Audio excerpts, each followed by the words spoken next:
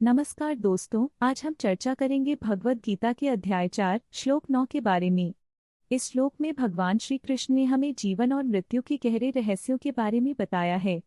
अगर आपको हमारा यह वीडियो पसंद आए तो कृपया लाइक करें और हमारे चैनल को सब्सक्राइब करें। चलिए आज हम इस महत्वपूर्ण श्लोक की शिक्षाओं पर गहराई से नजर डालते हैं। जन्म कर्म च मे दिव्यम एवं यो वेत्ति तत्वतः त्यक्त्वा देहम पुनर्जन्म नैति मामेति सोऽर्जुन। जो व्यक्ति मेरे दिव्य जन्म और कर्म को जानता है वह इस देह को छोड़कर पुनर्जन्म नहीं पाता बल्कि मेरे पास आता है।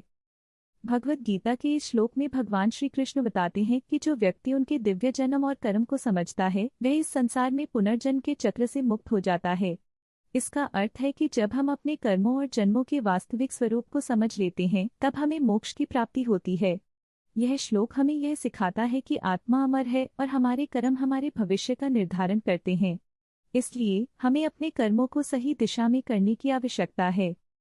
एक बार की बात है, एक छोटे से गांव में रामू और श्यामू नाम के दो दोस्त रहते थे। रामू बहुत मेहनती और समझदार था, जबकि श्यामू थोड़ा आलसी था। एक दिन गांव में एक बड़ा मेला लगा।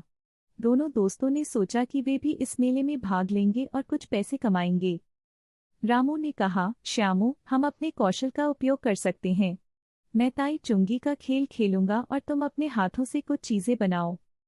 श्यामू ने आलसी होकर कहा, क्यों मेहनत करें, चलो बस खेलने चलते हैं।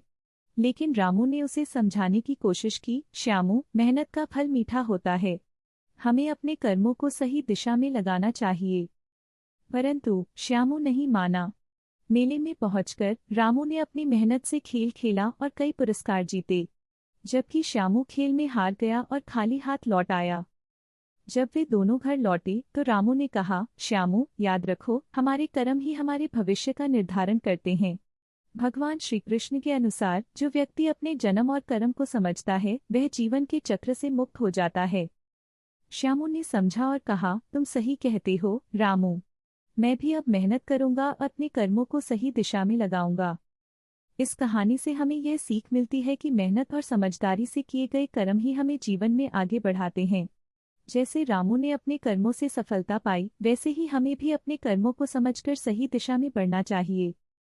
तो दोस्तों, अगर आपको यह कहानी पसंद आई हो तो कृपया लाइक करें और हमारे चैनल को सब्सक्राइब करें।